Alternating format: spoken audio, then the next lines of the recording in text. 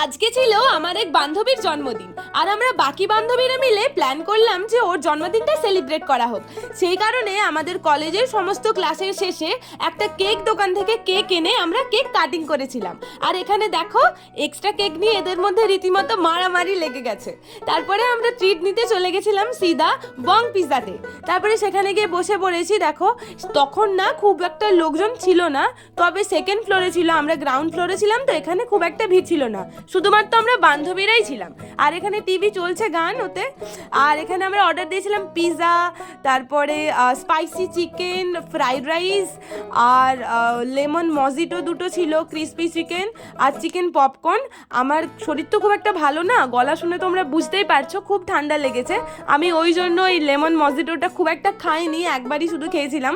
তারপর এখানে সমস্ত খাওয়ার পরে বিল বান্ধবীর কাছ থেকে নিয়ে আমরা বেরিয়ে পড়লাম।